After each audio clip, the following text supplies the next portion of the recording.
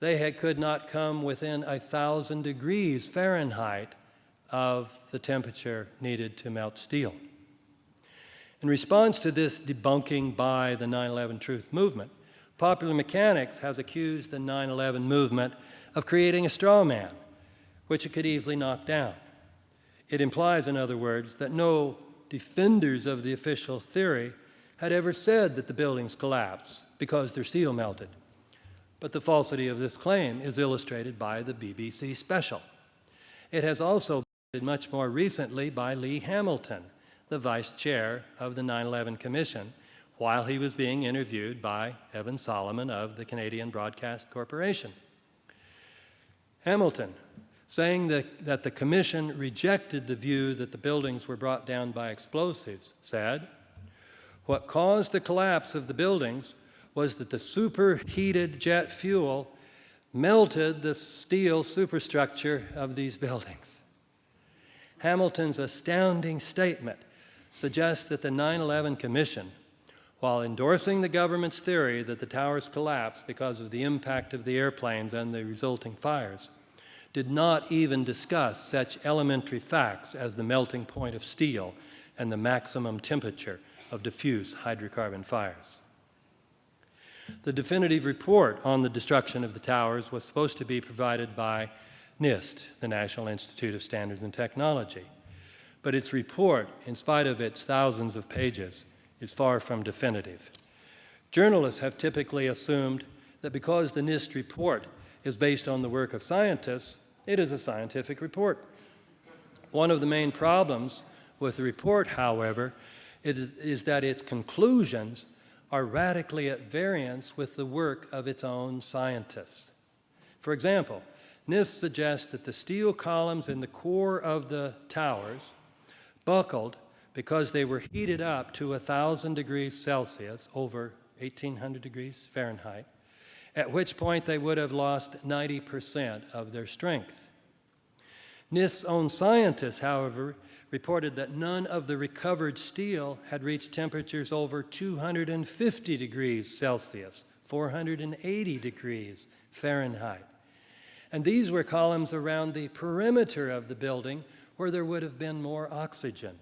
The 47 core columns would have not gotten even that hot because so little oxygen was available in the core of the buildings.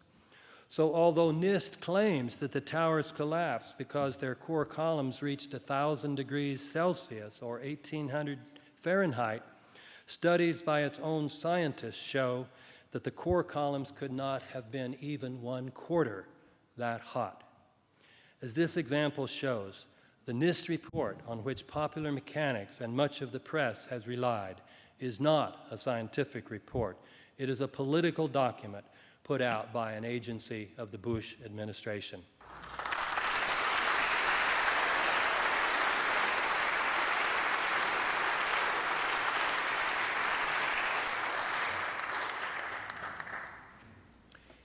Equally unempirical is the treatment by NIST and Popular Mechanics of reports of explosions before and during the collapses.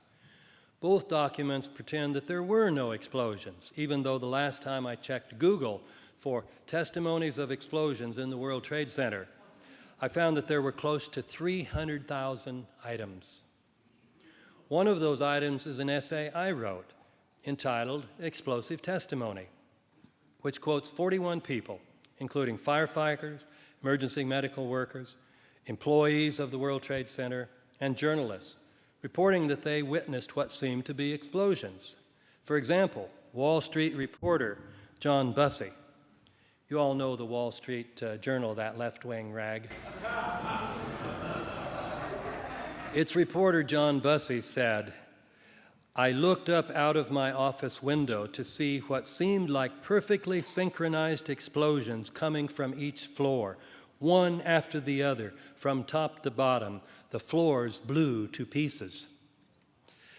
Another item on the internet is an essay by Canadian professor Graham McQueen, which shows that even if we restrict our focus to members of the New York Fire Department, we have 118 testimonies suggestive of explosions in the towers.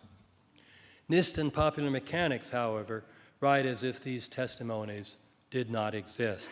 Nothing better illustrates their wholly unempirical, unscientific approach.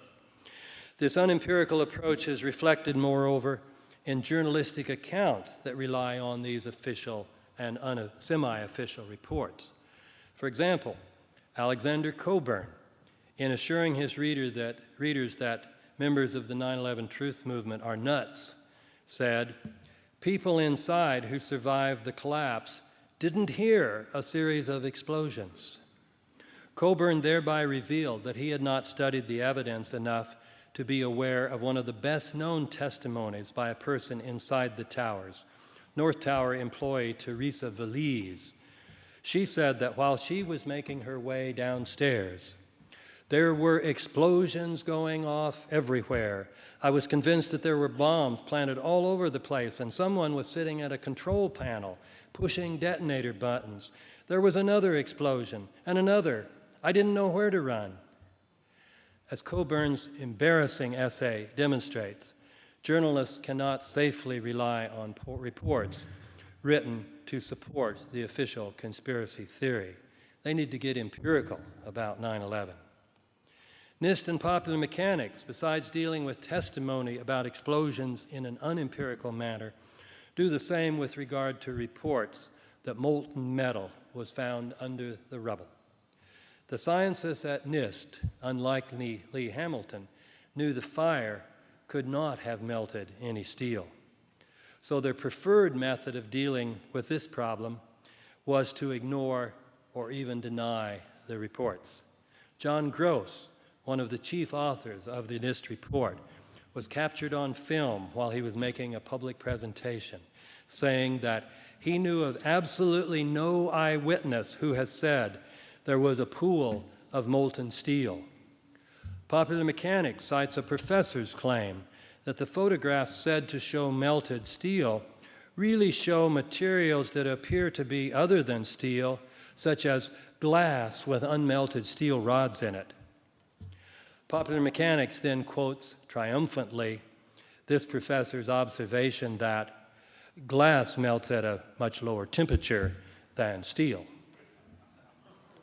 However, the evidence for molten steel under the rubble was neither non-existent nor based merely on photographs.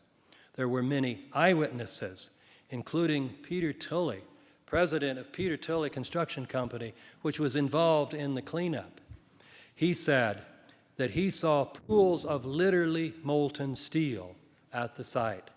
The same was reported by Mark Loiseau, the head of Controlled Demolition Incorporated, and also by Fire Captain Philip Rivolo, who said, "You'd get down below and you would see molten steel, running down the channel rails like you're in a foundry, like lava."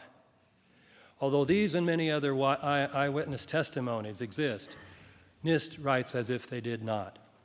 Nevertheless, surely knowing that they do, NIST has suggested in a document put out in 2006 entitled Answers to Frequently Asked Questions that even if there was some molten steel in the rubble pile, it was more likely due to the high temperature resulting from long exposure to combustion within the pile than to explosions. Popular Mechanics expanded on this incredible explanation, saying, "The debris pile sat cooking for weeks with the materials at the bottom of the pile getting increasingly hot because the fires were confined and lost minimal heat to the atmosphere. As a result, the fires could have easily reached temperatures sufficient to melt steel." This is amazing. If you remember high school physics and chemistry, hydrocarbon fires require oxygen. According to NIST and Popular Mechanics, however, the fact that the fires were not exposed to the atmosphere did not extinguish the fires, it allowed them to get hotter. Indeed, over 1,000 degrees Fahrenheit hotter. This is what passes for science at NIST and Popular Mechanics these days. According to the official conspiracy theory, the Pentagon was struck by American Airlines Flight 77.